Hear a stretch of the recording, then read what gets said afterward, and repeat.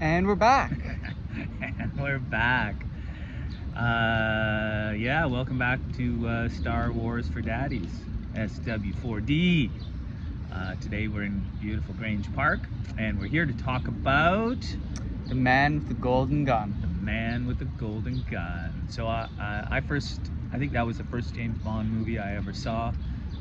It came out in 1974,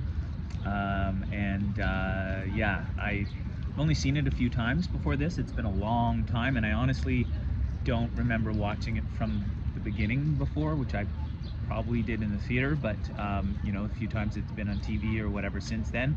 But yeah, I loved it, and I really enjoyed it. Again, lots to talk about. So you had never seen it? So. No, I've never seen it. Maybe I've heard a reference or two about it, but yeah. So I really liked it. It was a very good movie. It like, you know, had a really interesting story, some good action. But gosh, pieces of it, large swaths of it have not aged well. They've aged like milk. Right. So for instance, sexist, racist beyond belief in many cases, ableist, I think. We're, you know, talking about like the short person. He's like, you know, I've never kicked like M-word, but I'm willing to try today. Right. Yeah. Yeah, well, things that, you know, when I first watched it as a kid, it was, you know, it was so amazing. The gun, the way the gun was like put together out of gold pieces was a big deal. And, okay, so we'll not jump into a phone call in the middle of this next time as we record on our phone. So picking back up, the gun was like made out of these gold pieces, and he screwed them together, and it was so, I don't know, I just remember it being so cool. And then I also remember just loving, like I remember just loving being so excited and laughing and just like that giddy excitement when the two like nieces jumped in and started fighting karate, and there was this like big karate fight, because I don't know, in like Western cinema, I guess there just really hadn't been a big karate fight before. It was just like, you know, like normal punch stuff, but this was actually, you know, like karate. Yeah, and so that was really new.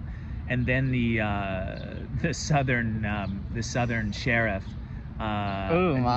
just laughing so hard when that guy was in the movie, like just his character and the interaction between him and James Bond. Yeah.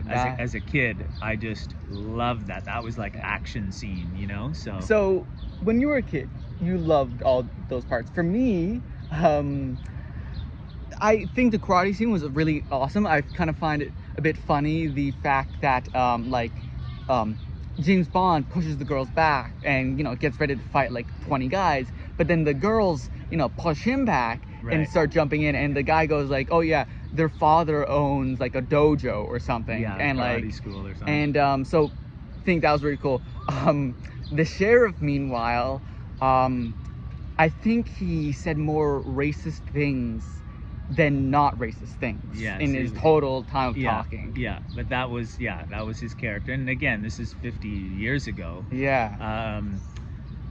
Yeah, what I found really interesting watching this, 1974 was just after, this was obviously made during the, and probably finished just after the within the oil crisis of 1973, when the price of oil went skyrocketing and there was gas lineups, and America kind of panicked. And that's when they also started making smaller cars. That was kind of the end of the ginormous vehicles of the 50s and 60s, and there was a few, you know, the basic plot of the movie is somebody has invented endless solar power, which they want to harness in a destructive way.